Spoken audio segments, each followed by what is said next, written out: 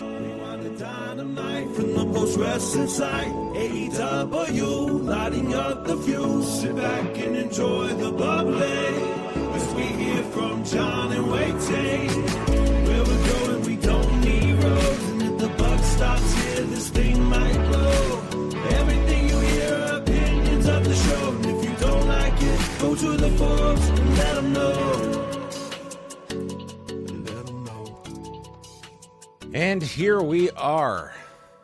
We're getting into Dynamite from Houston, Texas. And before we run down the show, a quick note that on Thursday, Wai and I are going to be diving into the top retirement matches of all time.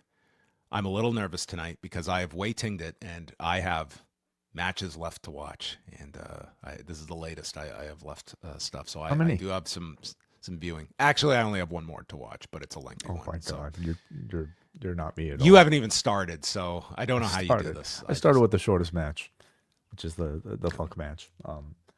I'm looking forward to this one, and I just caution you, John, because you did just promote this as the top retirement matches of all time. That's not what I'm saying, okay? That's not what we're saying in our selection of this. This is not a rankings. This is not like the best ever. This is merely a selection, okay? A selection of some of the most famous retirement matches in wrestling history, or at least in recent wrestling history. So don't write your letters to saying, oh, that's not number one. What about this? What about this? What about this? Okay? We're here to talk about some of the most well-remembered wrestling retirement matches in history, and they include Terry Funk and Dory Funk taking on Terry Gordy and Stan Hansen. Okay, the first time Terry Funk retired. We'll be talking about Shawn Michaels and Ric Flair, the first time Ric Flair officially retired. Shawn Michaels versus the Undertaker. Yeah. First, Shawn Michaels versus the Undertaker, the first time Shawn Michaels. The second time he officially retired. If you don't count, we should pick a wrestler and pick their top 5 retirement matches. Yeah, we really should. We're also doing Sting and Darby. That one has stuck so far. Okay, Sting and Darby. So far, taking on the Bucks. It's been 2 years. And then also, finally, Tam Nakano versus Saya Kamatani from earlier this year. So those are our selections. And if you are on our forum.postwrestling.com, you can find a streaming links to almost all of those matches. So that will be up on the Post Wrestling Cafe. Encourage everyone to go check that out. Also on the Cafe this week, I did do a whole rundown of my Observer Hall of Fame ballot. So if you want me to chat for 90 minutes all by myself, where I sound like a maniac by the end, I think, talking that long without anyone responding to me, this is the show for you. So who did I pick on my ballot? A lot of great response to this from people who are, always, I think, very curious about your particular picks for the Hall of Fame. Yeah. Also had a discussion about this with Brandon Thurston on today's show. So you can check that out on the free feed as well. And one extra news item that we're going to slot in here. The other day, the former Ridge Holland, Luke Menzies, had posted on X. He wrote, "I feel like I've been hung out to dry after getting injured working for another company on behalf of WWE. Add to that my contract not being renewed, knowing that I wouldn't be able to wrestle for 7 months. This is brutal. Yes, they are taking care of the surgery and physical therapy, but let's be honest, that's the bare minimum after what we sacrificed for the company. Plus the possibility of having to get my neck fused too. Talk about getting totally effed." So tonight, Fightful Select has reported that as a result of this, which was considered a breach, WWE has terminated his contract like 9 days before it was supposed to expire. Okay. So they're opting. Like, he's not getting paid financially. Yeah. He's not getting paid for 9 days. I mean, it brings about the question, I would hope he is still being paid for his rehab. They were going to pay for his rehab during this whole period, even when the contract expires. You would hope that he is still getting paid that. I mean, it just sounds like a real, just like, what are we really talking about here? We're talking, I believe his contract expires November 14th, if I'm not mistaken. So we're literally talking like, what, one more pay period that he would receive in this whole thing before he is not getting any more pay from WWE? So I'm curious, what exactly is the breach here? I mean, we don't know what his actual contract entails, but what could possibly be, I guess... It only says it's a breach. He's not he's not revealing anything here that would be considered like proprietary information. He is stating that that his contract is not being renewed, but he had already disclosed that his contract is not being renewed. So that's not new information. He is like, there's nothing here other than it feels as though he's upset. And they're like, I couldn't tell you what the breach was. Like, there's nothing in here that you could state, well, this is a violation, other than, insulting the company on a public forum. If they have some language in their contract that you won't disparage the company, like that would be the breach as best I could guess. Yeah. If it's to like simply get out of paying what, like 9 days, we're speculating of course, but if it's to get out of paying like what, a 9 days worth of a contract, then obviously this isn't about money. This is more than that. It's to send a message. That's it. I think a pretty kind of a petty one, but it's one that you want to send out to, I guess, control your wrestlers who might also end up in a similar situation in the future. But I mean, this was already, I think, a pretty negative PR situation for the WWE. But I also think it goes to show you that this is a current regime that doesn't really care that much about negative PR. They know that they can withstand it, and they know that they'll eventually, I don't know, like survive it. Do you think Paul Levesque will get asked about this at the next press conference? No, and that's they know that too. I say that because those are a thing of the past now. We don't have those press conferences. Well, so, but in any instance, you think he'll be asked on ESPN? You think he'll be asked on any sort of interview platform that he'll maybe be on attached to? when he does the next All In podcast panel that he appeared at recently, he could do that. Oh, okay. Yeah, dude, it's just been a terrible string of luck for those that have not been following. So Ridge Holland he got this Liz Frank foot injury at the TNA tapings in September, and then. And some of those tapings, the matches are going to be airing tomorrow. That's how far back this was in September. I would assume they're not going to be airing this guy's match that had to be called off. Then he mentioned that his contract is not being renewed, and that, I have a family of 5 to support. He's got 3 kids. And then he put this video out that he was going to Birmingham, Alabama, because he needs to get his neck checked out for this lingering injury. And he mentions here the fact that he might need neck fusion surgery as well. He's 37. Like his wrestling career may very well be over, but again, it's like the rehab stuff, like, great, they're paying for his rehab, but like, this guy can't work for this whole period of time. So there's no income coming in for this guy. It's just awful, the set of circumstances that he is facing here, and that his wrestling career very well may be over at this point. Yeah, he's been very active online recently as a result of all of this, and clearly there's a level of desperation attached to him in his situation, and clearly he has expressed that he feels that it's been very unfair. I'm curious if there will be much interest in him. I mean, for one thing, he's injured, so I don't know how many offers will be coming his way. Period. But when he is actually recovered, I'm kind of curious if there is, as a result of all of this conversation. He's clearly working his hardest to, he's available for signings and media appearances starting from November 14th. He states, is there so going that's to be when the deal was up. Yeah. So is there any interest that way? He's trying to keep his name out there as best as he can so that maybe he can pay his mortgage. It's a terrible situation for this guy. Well, let's move on to Dynamite tonight. It was their first of 2 shows this week at the Bayou Music Center in Houston, Texas. WrestleTix last number 1,348. Now, this is not the biggest venue. I think it holds just over 2,000 for concerts. But that said, it didn't look like they even sold out at that configuration either. This was a relatively small building that they were running here in Houston. And Tony Schiavone is in the ring, and I kid you not, announces that AEW is introducing a new championship, the AEW National Championship. And I thought, thank God, finally, a new singles title. That sarcastic reaction is one that I think was shared by pretty much the entire wrestling audience.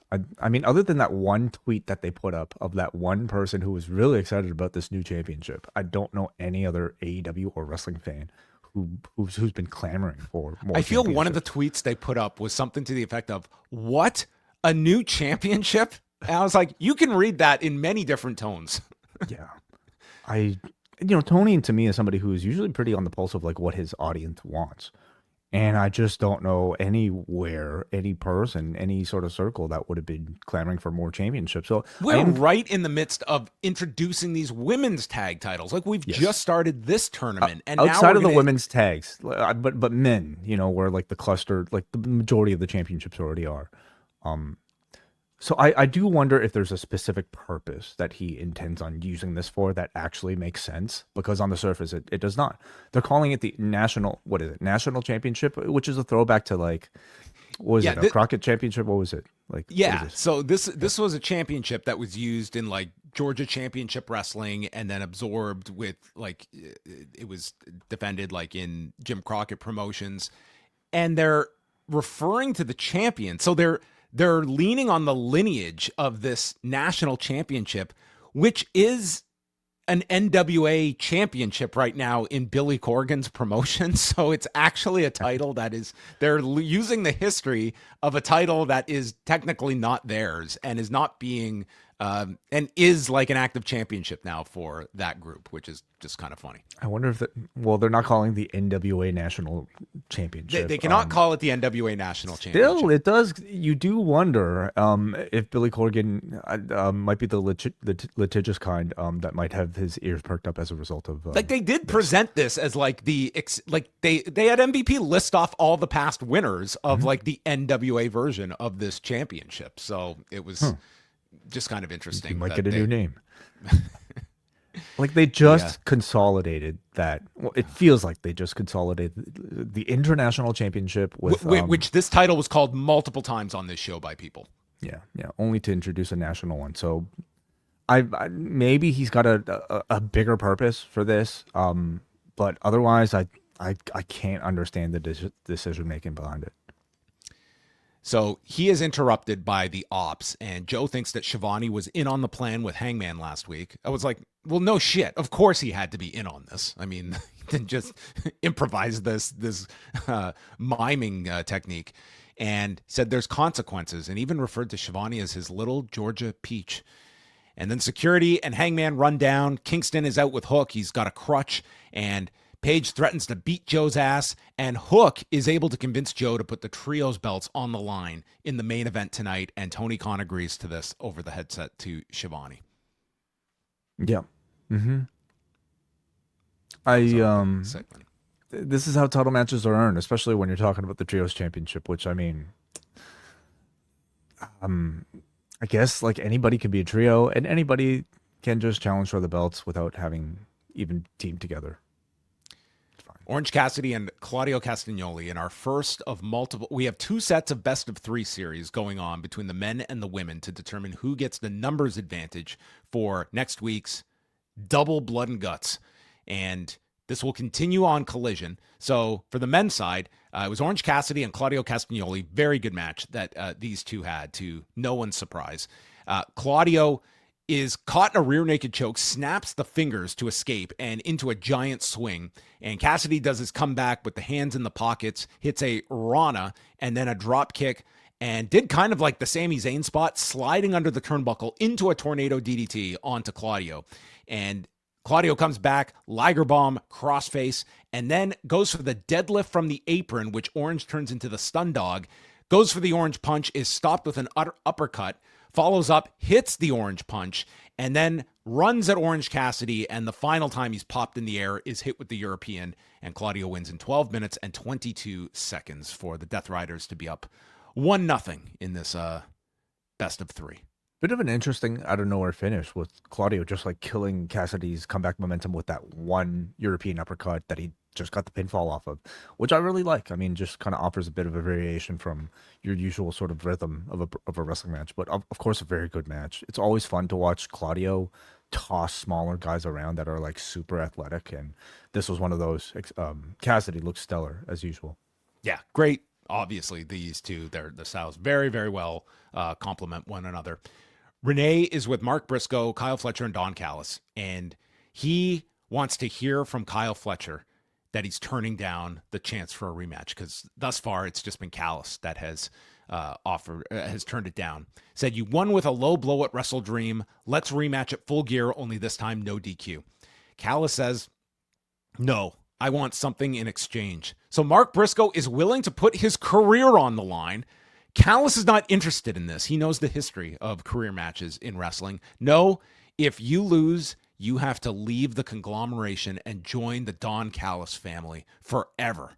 So Briscoe, believing that I can't lose, agrees. Mm-hmm.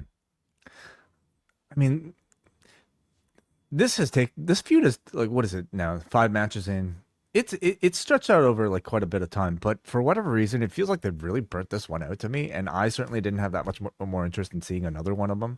So they needed, I think, a really strong stipulation to get people's interest back up, and I don't think it's a bad stipulation. You know, I think the idea that like Briscoe would have to leave the conglomeration of which he's sort of leader, I think that poses like a pretty interesting dynamic, like actually a more interesting one than me actually wanting to see him.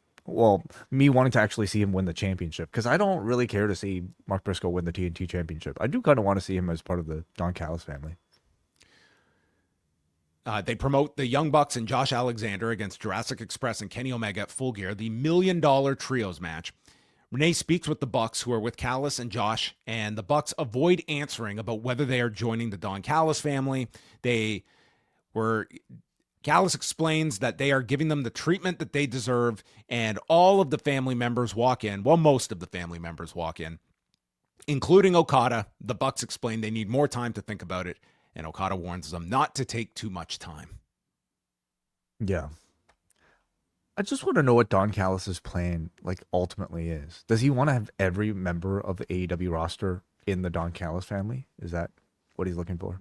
He's Elon Musk. He just wants to spread his, he wants to grow and populate the world. What is his business plan? You know, he's buying all of these contracts, and is he really turning a profit on like a Lance? I guess he's loading Lance Archer to New Japan. That's one way you might be able to earn some money. He's making that World Tag League coin. Yeah. But he wasted all that money on Andrade. Does this mean Alex Zane is in the family? No. It's monster sauce. I'm sure. Yeah, okay, why not? Everybody's in. Queen Aminata was hurt in the tag match last week, so she is out of Blood and Guts and is being replaced by Mina Shirakawa, who will be now taking on Megan Bayne later tonight in place of her. Really sucks for Aminata. I mean, it sucks for her almost as much as it sucks for Penelope Ford to lose out on being in that tournament. You know, these are two people.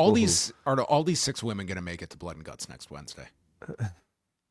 A lot can happen in 6 days. Yeah, I mean, they work injuries in this company. They work a really tough style, you know, and the women in the mid card especially, I think, are having to work even harder to just kind of like make their name. And Aminata has sort of built a reputation for working like a really, really tough, you know, stiff style. And unfortunately, the timing caught up to her poorly, like right at the finish line before she could get this big spotlight. But hopefully, she'll come back and, you know, still start from the same place she was at. Yeah, we should mention Ishii is also out. He's out with an elbow injury for, like he's not in the tag league, and I would assume he's going to be out for at least I would imagine he's probably not in the Continental Classic if he was going to be considered for that. Mercedes Moné and Athena against Willow Nightingale and Harley Cameron in the women's tag title tournament. The winners advance to face Julia Hart and Sky Blue. So Willow comes in after they're beating on Cameron and hits a double clothesline spinebuster to Athena, and then it's Athena coming off the turnbuckle with a double lung blower into a statement maker by Moné onto Cameron, but Willow makes the save, pouncing Athena to break the submission. And then Athena lifts up both Willow Nightingale and Harley Cameron to deliver the fallaway slam Samoan drop combo, which was quite the feat of strength for Athena. Billy Starks shows up, grabs the ROH women's title, but Statlander stops her, and Athena has the belt and backs up into the Babe with the power bomb, and Harley wins with that's her finishing move in 13:41 in what was a definite upset, I would say, for many who assumed that Mercedes would be going deep in this tournament. It's a major upset.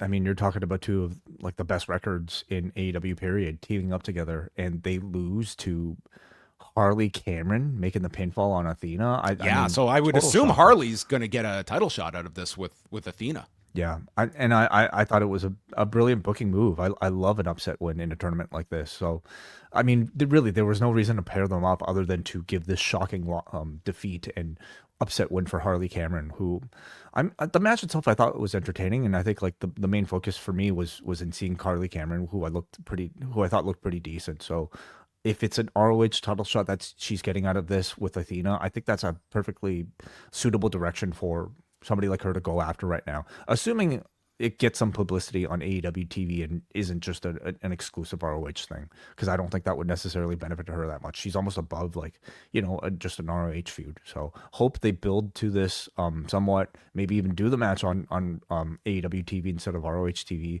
as something for Harley Cameron to actually chase. But of course, this also further heated up the Moné Statlander match as well. So how are we going to determine the AEW National Champion, the very first AEW National Champion? We're going to have a casino gauntlet match at Full Gear. So they announced the first participants in the match are Bobby Lashley and Shelton Benjamin. So the Hurt Syndicate are out, and MVP lists off the past national champions: Dusty Rhodes, Jack Briscoe, Paul Orndorff, Mike Mondo. No. And then Wahoo. They did not mention no, anybody Mondo else. is the current NWA national champion. And then mentioning how Wahoo was the last champion before it was unified with Nikita Koloff, who in like 86. So again, they're using the NWA lineage here to prop up their new belt. They're interrupted by Ricochet and GOA. Ricochet got a lot of heat here, putting over the Hurt Syndicate, but then also noting they are decrepitly old, and he's going to make sure they never win gold again. Had a shouting match with MVP, and Ricochet will also be entering the Casino Gauntlet at Full Gear. Mm-hmm. And then Excalibur teed up the international title and had to correct himself. Oh boy, yeah, MVP made the same mistake. Oh, how can you keep all these titles straight? International, I suppose, just maybe sounds more. I mean, they're just used to worldly. Calling it that. Yeah, perhaps. Yeah. So what do we have? The domestic title. So what are all the men's championships we have right now? Just not even Ring of Honor, AEW. Okay, we have the World, of course, which AEW World, the men's World title. We have the Unified Championship that Okada has. We have which unifies these technically still active Continental and International Championships. Right. We have the TNT title. TNT. I'm just gonna pull up a whole list. Well, we should just go with the. Let's include the tags as well. Okay, we got the tag championships. We have the trios championship. And then now we're gonna have the national. Are we missing any? Well, we've gotten rid of the FTW title. That's gone. You said we're not including. Okay, so the Continental, the International, and what else? And then they introduced the Unified Championship. So it's those three are all kind of amalgamated. National Championship, TBS Championship, TNT Championship, Women's World Championship, Women's Tag Titles, Men's World Title, AEW Tag Titles, AEW Trios Championship. So if we consider the Unified title as one, that would be 9 titles that they have, not including ROH. Okay, so let's just kind of give them the credit that if it's a tag championship, if it's a trios championship, those are separate accomplishments. But as a singles wrestler in AEW, you can go for the world championship, you can go for the continental championship. Now you can go for the national championship, and technically you can of course go for the Ring of Honor World and Television and the TNT title and the pure TNT. So what is that? Like a total of 7 championships? Fine. Taking away Ring of Honor. That's 5 men's singles titles if you're including the ROH title that you have. So lots of options to get gold. Even if you're not including ROH, that's 4 championships that a singles wrestler can go for, right? I think that's too much. What are you talking about? There's nothing that really distinguishes them. Other Continental, okay, fine. I'll give that like what the Unified Championship has like a more strict set of rules. You can't interfere. Fine, okay. But the The TNT, national title should be the interference belt. That should be one that like everyone gets to run in. There's no countouts. There's no DQs. yeah, I think this would only make sense if they were planning a brand split. Like if you want to have the Unified Championship and the World Championship be on the same plane, like 1A, 1B, and then you want to have two secondary championships beneath it, okay. But I don't know if there's a plan for that. It's a lot of belts. There was absolutely zero clamoring for this. Jurassic Express are in the back, and they explain there's more important things than money, like friendship. And Jack Perry stabs his knife into a $100 bill for the Bucks. I hope they found this bill. Darby Allin, Daniel Garcia, best of 3 series continues. They've had 2 prior singles matches. Darby has won both of them. Some unique stuff in this match. Garcia is choking Darby with the turnbuckle pad, and then Darby places Garcia's hand into the actual post and starts biting his arm. This should be the rule set for the national championship. Like only shit we've never seen before. Yeah, I want stuff I've never seen before. Got it. Garcia then snaps his leg on the floor and then ties the tag rope to Darby's chain around his neck and kicks at him until this thing snaps. Hadn't seen this before either. You've never seen Wahoo McDaniel do this to Nikita? Nikita? No. They Jack Briscoe didn't do this one. They're trading chokes back and forth, and then Garcia superplexes Darby, goes for the follow-up, and it's turned into the Scorpion Death Drop. Darby then gets knocked off balance from the top after the Death Drop, and Garcia drop kicks him into the steps and busts open his head. Pac shows up attacking him, but Darby stumbles into the ring at 9, and Garcia puts on the Scorpion Deathlock while wooing. Maybe he was catching up on retirement matches this week, and this was fresh in his mind. And then it's countered by Darby into his own Scorpion Deathlock for the submission. And then this means that Moxley has to face Roderick Strong in the deciding match on Collision Saturday. All of the Death Riders run in, all of the conglomerates run in, and the big spot is reserved for Roderick Strong, who clears the ring of the Death Riders by himself to propel him into this loss to Jon Moxley on Saturday. What, you say that with almost a bit of like mocking manner. You don't think Roderick Strong could do this? I guess Moxley has at least created the shadow of doubt now among his matches. You can certainly say that, but it's always silly to have the heel should always have the advantages in these matches. So I would just go with the safe bet.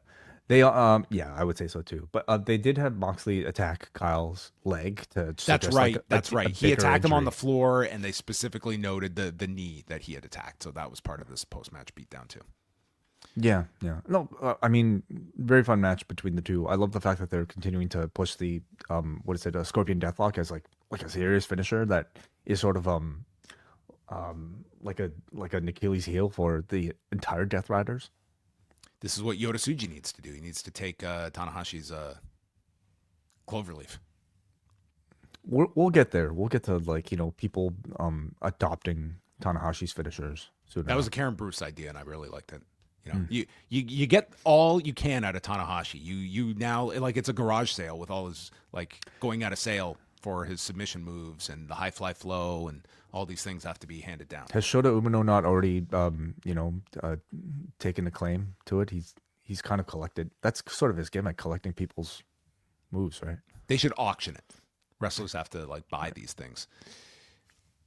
FTR come out for the best segment on tonight's show, and they call out Brodito because you guys cost us the chance to win the tag titles for a third time at Forbidden Door in August. And we go to the back, and there's Renee with Big Stoke, and the door to Brodito's room is locked while Big Stoke is watching The Wire on HBO Max. Still haven't seen it. Oh, shit. You haven't seen The Wire? Yeah, no. So we go back, and Dax is like, oh, man. And Dax was just in his element here, because we note that Bandito's family is here in the front row at Houston. And there we go to the leading candidate for Best Non-Wrestler of 2025, Abuela. And there she is for the second week in a row. Great seats. And she is alongside her other nephew, Gravity. And no one forgot Gravity on this show. Yeah. And Abuela, who No, I don't think is her grandson. Is it the grandson? Sorry, grandson. Yeah. Yes. So Dax explains he goes to speak Spanish. All I can say is this put my AJ impression the other day to shame. He was so much better. He should join the LWO. I'm going to speak some Latino. Okay, is that what you speak here? And he says that. How old are you? My guess would be 113. And isn't it appropriate that the Day of the Dead just passed because you take the cake? And how embarrassed you must be of Bandito and his brother. Maybe me and Cash should adopt you as our abuela. Would you like to seal it with a kiss on the cheek? And she slaps him, and gravity descends here on top of FTR. Big fight, and then we cut to the back, and I howled at this. Brody King punches through the wall. This is like The Shining, and grabs Stoke. This was the most amazing visual. This image was so goddamn great. And then they storm the ring and go after FTR, and they're going for a spike pile driver to Gravity when Brodito makes their way out. I thought this was such an awesome segment. I thought this was the best thing on the show. It was fantastic. I mean, anytime you can mess with a grandparent, okay, it usually makes for some very compelling television. I thought Dax was so great here. Dax was amazing. I mean, he and Cash have been excellent in like all of their post-match things, playing with the crowd. We knew it was going to lead up to something, and I feel like it'll probably lead up to something beyond this, but to have it at least lead up to this big moment with Bandito's abuela, I thought was so well done. He was so great at just really antagonizing her. And this, like, so we've seen a lot of like fake walls used in AEW, and usually I think like almost so comical, and this was as well. But I thought this was really well done, probably the most well done out of all of them, because it was really unexpected. You have a tight shot, so you can't really see like the context of the rest of the wall, so you're not expecting it at all. He came very close to actually decking Stokely. Like, it was a very small, margin, and it looked just awesome, straight out of a horror movie. Love this segment. Like, literally, So this was great. my favorite thing on the whole show, was this segment. And man, they got to get Abuela to New Jersey for Full Gear. Well, they have to. They promoted This Book Is All Elite that just came out. They did not mention that this is going to be reviewed on Book Club at the end of the month, so look out for that. Did you get an early copy? I don't have a copy yet, no. Oh, so you're going to be reading it I will be reading it tomorrow. yeah. Well, we're not reviewing this till the end of the month, so I got time to read it. Okay. So Collision on Saturday, we've got all these best of 3 matches. So Moxley against Roderick Strong, Jamie Hayter against Sky Blue, and then if necessary, they'll go to Harley Cameron against Tekla on Saturday. My hunch is they will need the 3rd match. That's my guess. Yeah. Mina Shirakawa against Megan Bain was the next best of 3 match. We also had a Blood and Guts trailer voiced by Dean Malenko here. Oh, I skimmed through this. I didn't even realize it was voiced by Dean Malenko. It looked like a nice trailer, but He's got a great voice for this sort of thing. Well, maybe he can be their Barry Scott, the TNA guy. He could. Mina Shirakawa, Megan Bain. Poor Penelope Ford. They bring her on the road here just to be in the corner in her sling.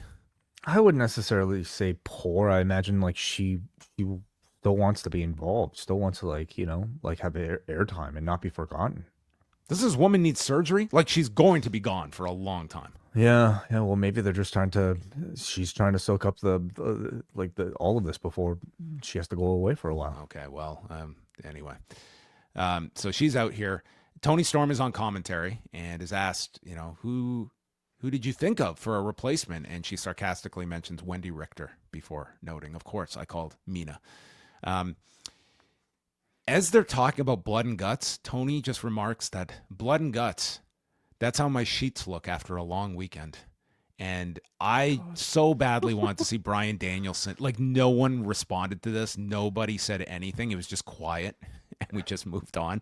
This was not one of, like, Tony Storm's, like, it was weird. Like, there was a point where Excalibur actually apologized if he upset her. And it was one of the awkward Tony Storm. Like, usually she's great and it just flows well. And I don't know. It just felt like everyone was. I don't know if Tony Storm's ever been on commentary with Bryan Danielson before. This might have been a first. I just kind of sense like the awkwardness is part of it.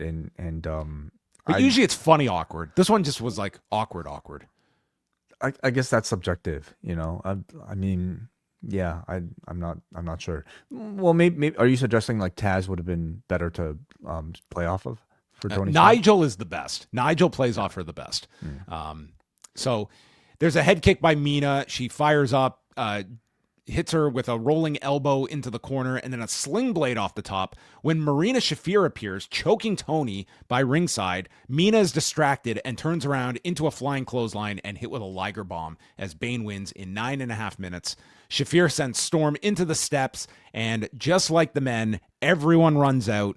Mercedes comes out but doesn't enter the ring. She hesitates, so Statlander just drops her. This kind of just felt like, well, we've got 2 blood and guts matches, and there's only one way to build these up, by just doing the same match-ending brawl with everybody. It just felt kind of redundant. This was pretty much like the only build, like the only real build. This we whole only thing got has the had. participants on Saturday on Collision. I know. We had a big conversation, John, you and I, about I thought they were like waiting for the tag tournament, or at least like waiting for some of these teams to be eliminated before announcing these names.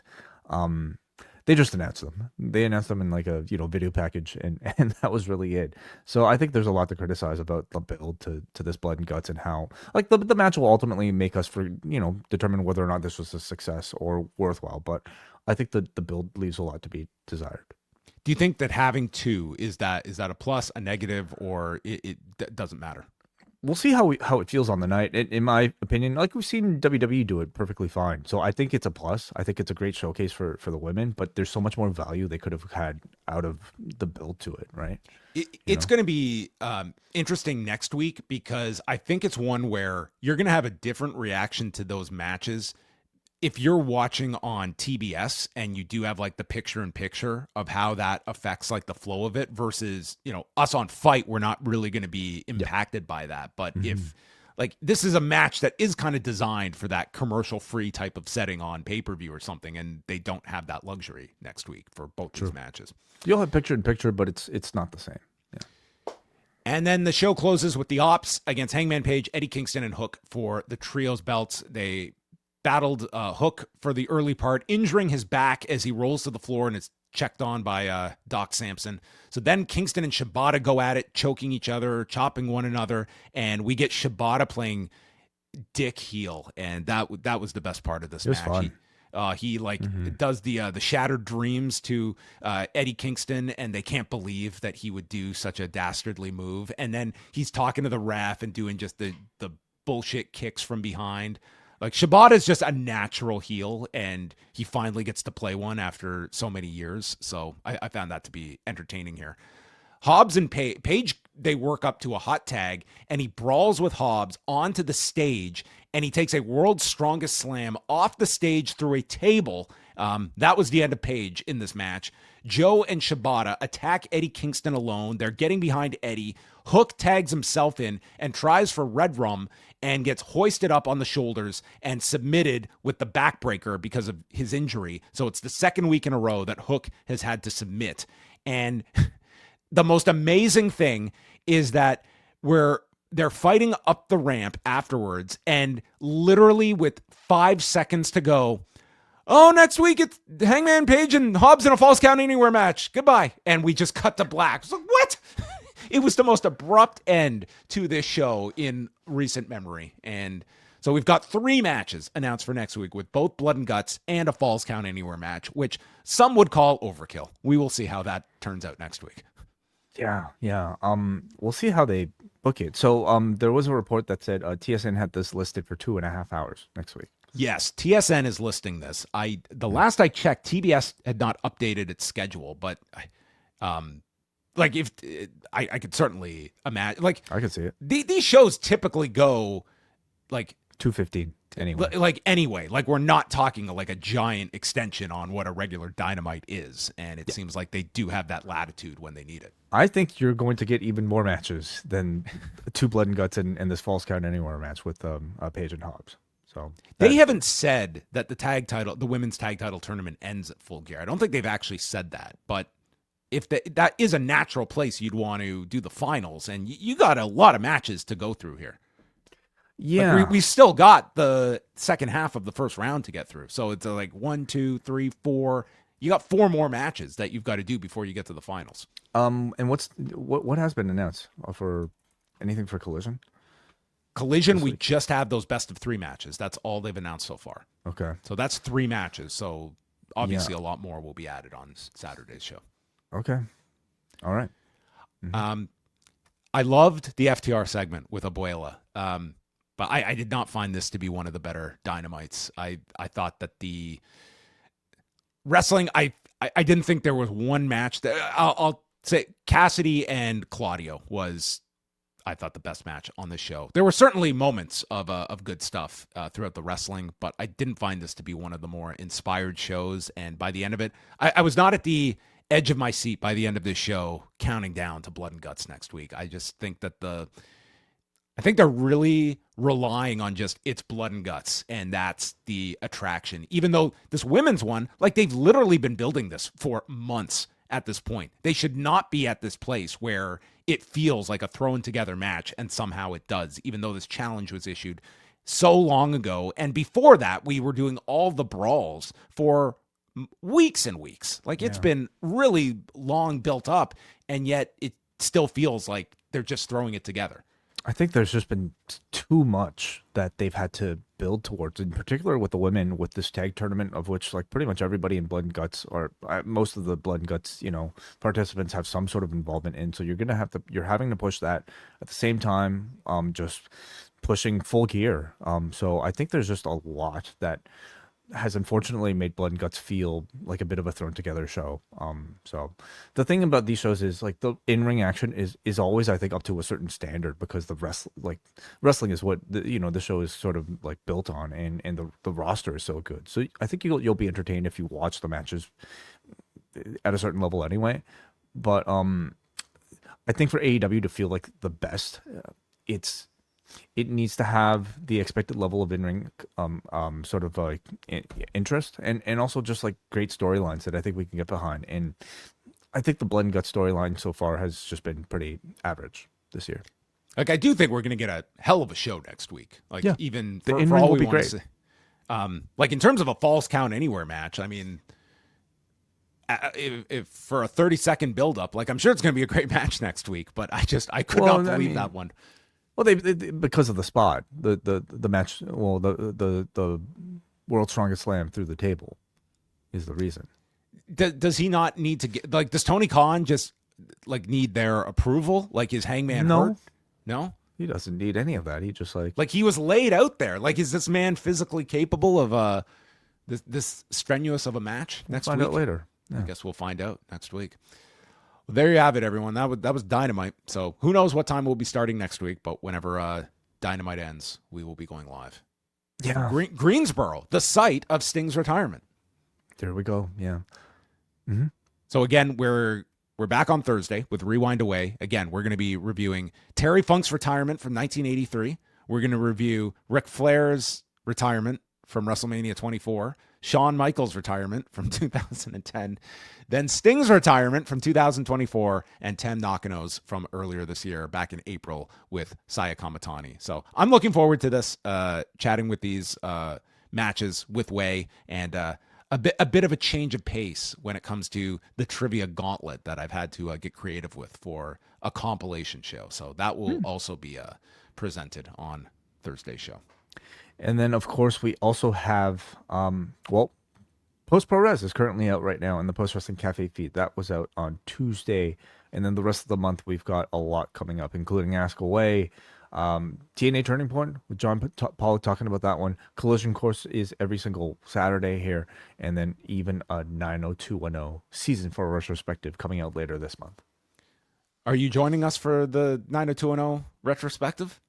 I don't think I'd have much to offer. That's going to be a unfortunately. listen only for Wai Ting.